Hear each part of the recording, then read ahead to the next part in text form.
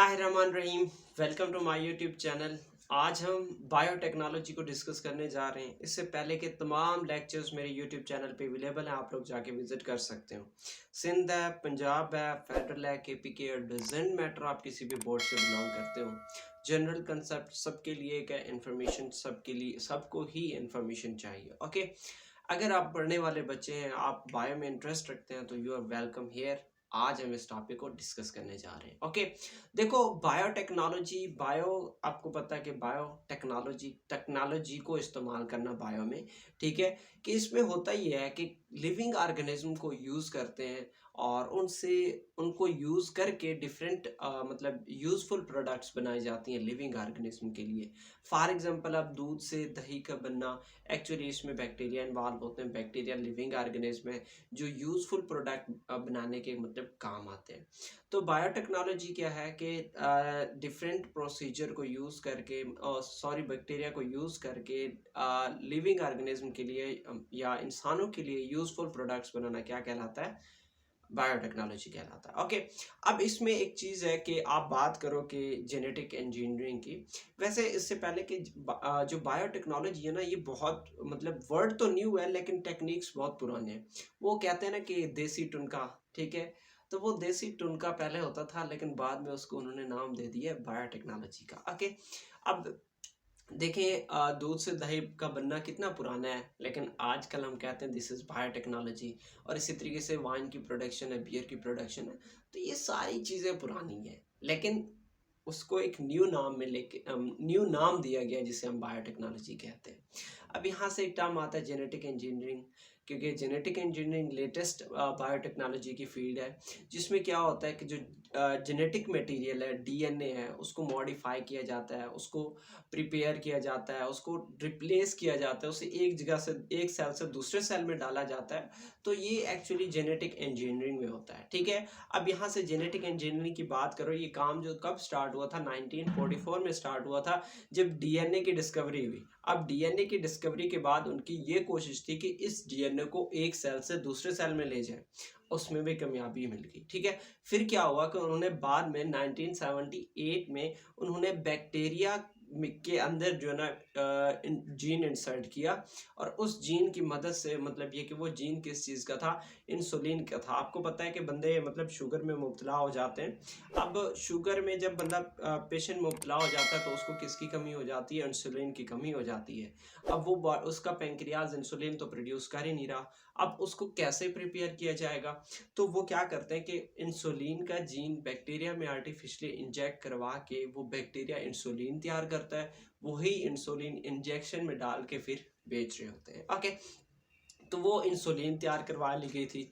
अब इसी तरीके से फिर बाद में उन्होंने ह्यूमन जीनोम प्रोजेक्ट लॉन्च किया 1990 में, जिसका मकसद ये था कि इंसान के अंदर जितने भी मौजूद जीन्स हैं उनको डिस्कवर किया जाए, उनका एक मैप डिस्कवर किया जाए। ये डिफरेंट मतलब इंटरनेशनल यूनिवर्सिटीज़ जो कि गवर्नमेंट की यूनिवर्सिटीज़ हैं, ये उन्होंने ये प्रोजेक्ट की है। तो ये भी कामयाब रहा। 2002 में कंप्लीट ह्यूमन जीनोम प्रोजेक्ट, मतलब वो ह्यूमन की जो जीन्स है वो मेंशन हो गए थे। ओके, तो इन सारी चीज़ों के बाद अब हम उसके स्कोप को डिस्कस करने जा रहे हैं, जो कि आज का हमारा मेन टॉपिक है कि इस बायोटेक्नोलॉजी का क्या स्कोप है। हम मतलब अगर कोई बंदा बायोटेक्नोलॉजी का फील्ड अडॉप्ट कर रहा है तो फ्यूचर में वो क्या-क्या चीज़ें कर सकता है। ओके, तो चलें इस चीज़ को डिस्कस करते हैं। देखो, अगर मैं बात करूँ बायोटेक्नोलॉजी का मेडिसिन में क्या रोल है, तो आपको पता है कि सिंथेसिस ऑफ इंसुलिन, अभी हमने बात की है कि इंसुलिन को आर्टिफिशियली प्रिपेयर करना है बैक्टीरिया के अंदर, और इसी तरीके से इंटरफेरॉन है, इंटरफेरॉन को आर्टिफिशियली प्रिपेयर करना है। अब इंसुलिन की बात तो मैंने कर दी है कि इसमें क्या होता है कि शुगर पेशेंट, डायबिटीज पेशेंट को क्या किया जाता है, ट्रीट किया जाता है किसकी मदद से? इंसुलिन की मदद से। लेकिन दूसरी चीज क्या है कि जो इंटरफेरॉन है ये वायरल रिप्लिकेशन को रोकता है, मतलब जो वायरसेस जब हमारे बॉडी के अंदर आ जाते हैं तो वो कंटिन्यूसली डुप्लीकेट होते रहते हैं, रिप्लिकेशन होती है, उनकी बहुत सारी कॉपीज बनती हैं। अब इन चीजों को रोकने के लिए क्या मौजूद है? इंटरफेरॉन मौजूद है। अब इसी तरीके से वैक्सीन और एंटीबायोटिक्स। देखो, वैक्सीन के बारे में तो आप लोगों को पता है कि वैक्सीन में क्या होती है? डेड जर्म्स होती हैं। चलिए मैं यहाँ साथ में लिख रहा हूँ कि वैक्सीन, ठीक है। अब वैक्सीन में क्या होता है कि जो डेड जर्म्स हैं, डेड जर्म्स हैं, अब उन डेड जर्म्स को क्या किया जाता है, बॉडी के अंदर मतलब इंजेक्ट किया जाता है। अब इससे क्या होता है कि जो ऑलरेडी हमारी जो इम्यूनिटी है वो क्या हो जाती है, उससे स्ट्रांग हो जाती है। ठीक है, डेड जर्म्स हैं, वीकेंड पैथोजेंस हैं, उनको हमारी बॉडी के अंदर इंजेक्ट किया जाता है, जिससे हमारी जो इम्यूनिटी है वो क्या हो जाती है, बूस्ट अप हो जाती है। ओके, अब उसके बाद इसी तरीके से आप एंटीबायोटिक्स की बात कर लो।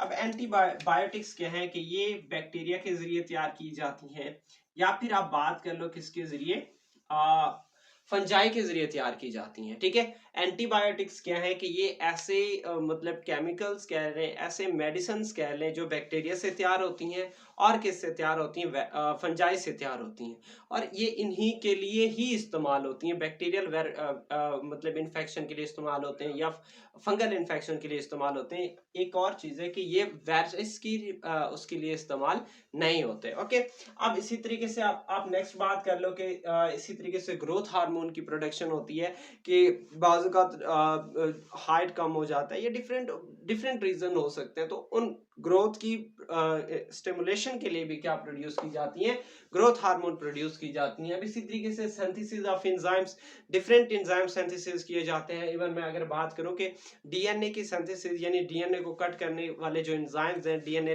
लाइगेज, उनको डीएनए को ज्वाइन करने के लिए, या एंडोन्यूक्लियस एंजाइम जो डीएनए की कॉपीज को कट करता है, तो वो भी आर्टिफिशियली प्रोड्यूस की गई है। ओके, अब इसी तरीके से जीन थेरेपी है। जीन थेरेपी में ये होता है कि जो जीन्स हैं उनको क्या किया जाता है, रिप्लेस किया जाता है। ठीक है, अब डिफेक्टिव जीन को न्यू जीन के जरिए रिप्लेस करना क्या कहलाता है, जीन थेरेपी कहलाता है। ओके, इन सारी चीजों को साथ साथ में लिखते जाना है। ओके, नेक्स्ट क्या चीज है, फोरेंसिक मेडिसिन है। अब देखो बहुत सारी ऐसी मेडिसिन ऐसे मतलब ट्रीट बायोटेक्नोलॉजी के मेथड के जरिए, ये फिंगरप्रिंट का कंसेप्ट आप लोगों को पता है। ठीक है, बायोमेट्रिक जिसे कहते हो, तो इसमें क्या होता है कि जो क्रिमिनल रैकेट्स हैं उन चीजों को भी क्या किया जाता है, आइडेंटिफाई किया जाता है बायोटेक्नोलॉजी के जरिए। ठीक है, क्यों, क्योंकि आपकी फिंगरप्रिंट क्या है, यूनिक है, हर किसी की आपस में मैच नहीं होती। अब इसी तरीके से फूड एंड एग्रीकल्चर की बात कर लो।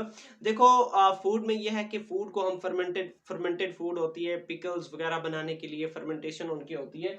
अब इसी तरीके से वाइन है, बियर है, योगर्ट है, चीज है, ये सारी की सारी चीजें किसके जरिए प्रोड्यूस होती है, मतलब कौन इसमें इन्वॉल्व होता है, बायोटेक्नोलॉजी इन्वॉल्व होता है। आने वाले लेक्चर्स में हम इस चीज को भी डिस्कस करेंगे। ओके, नेक्स्ट क्या है, रिसर्च एक्टिविटीज। देखो बहुत सारी रिसर्च हो रही है जिसमें एग्रीकल्चर, अब रिसर्च की बात कर लो कि फॉर एग्जांपल मैं बात कर रहा हूँ कि हाईएस्ट यील्ड कैसे प्रोड्यूस करनी है। ठीक है, हाईएस्ट यील्ड कैसे प्रोड्यूस करनी है, या फिर ऑर्गेनिज्म में रेजिस्टेंस कैसे लाना है प्लांट्स में। इन सारी चीजों के लिए क्या की जा रही है, रिसर्च की जा रही है, ताकि जो क्वालिटी है वो क्या हो, इम्प्रूव हो। ठीक है, एग्रीकल्चर हो, चाहे वो एनिमल है, चाहे वो प्लांट है, उसकी क्वालिटी को इम्प्रूव कैसे किया जाए। ओके, तो इसी तरीके से वो बहुत सारी रिसर्च एक्टिविटीज में इस्तेमाल हो रहा है। अब ट्रांसजेनिक प्लांट्स और एनिमल्स है। देखो ट्रांसजेनिक एक्चुअली बोलते हैं मॉडिफिकेशन। ठीक है, मतलब उनका जो जेनेटिक मेकअप है, जेनेटिक मेकअप में चेंजेस लाई जाती हैं, जेनेटिक मेकअप में चेंजेस लाई जाती हैं, ताकि डिजायर्ड करेक्टरिस्टिक्स प्रोड्यूस की जाए। ठीक है, टू गेन डिजायर्ड करेक्टरिस्टिक्स।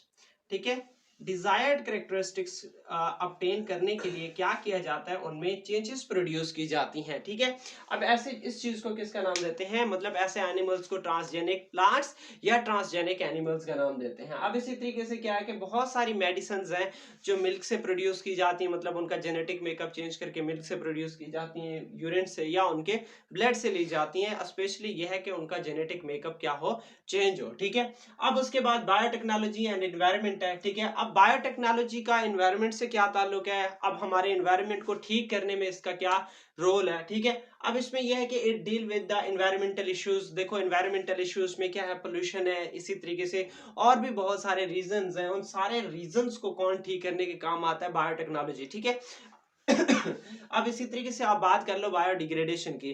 देखो प्लास्टिक वगैरह या जो वेस्ट मटेरियल है, इन सारों को खत्म तो करना है ना। अब ऐसे बैक्टीरिया इंट्रोड्यूस करवाए जाएंगे बायोटेक्नोलॉजी के जरिए या अभी करंटली इंट्रोड्यूस करवाए जा रहे हैं, जो क्या करते हैं उस वेस्ट मटेरियल को क्या करते हैं, ईट करते हैं। ठीक है, अब इसी तरीके से बैक्टीरियल एंजाइम्स, बहुत सारे एंजाइम्स प्रोड्यूस किए जाते हैं जिनका हमारे लिविंग ऑर्गेनिज्म में डिफरेंट रोल परफॉर्म करते हैं। ओके, अब बायोपेस्टिसाइड्स हैं, मतलब ये कि ऐसे पेस्टिसाइड्स मतलब लिविंग ऑर्गेनिज्म पेस्टिसाइड के तौर पर काम करेंगे जो कीड़े मकोड़ों को खाने लग जाएंगे। इसी तरीके से बायो फर्टिलाइजर्स हैं, मतलब फर्टिलाइजर्स के तौर पर काम करने लग जाएंगे। अब recovery of metals and cleaning spills, देखो मेटल, देखो बहुत सारी मेटल्स हैं, ओज वगैरह में उन बैक्टीरिया को इस्तेमाल किया जाएगा जिससे मेटल को वो क्लीन करेंगे। और इसी तरीके से जो ना समुद्र में अगर ऑयल बिछ गई है तो उस चीज को, मतलब ऑयल गिर गई है तो उस चीज को कैसे आइसोलेट करेंगे या उसको खत्म कैसे करेंगे। ठीक है, तो ये भी कौन किस में इन्वॉल्व होता है कि ये बायोटेक्नोलॉजी इन्वॉल्व है और ये काम हो रहे हैं। ओके, तो अब ये जो था ना हमारा ये टॉपिक था, और इससे रिलेटेड कोई भी क्वेश्चन हो तो कमेंट सेक्शन में कमेंट करो, और इस आने वाले वीडियोस के लिए भी मतलब ये कि इस चैनल को सब्सक्राइब करें। ओके, इंशाल्लाह मिलते हैं नेक्स्ट वीडियो में, तब तक इजाजत चाहता हूँ। ओके, अल्लाह हाफिज।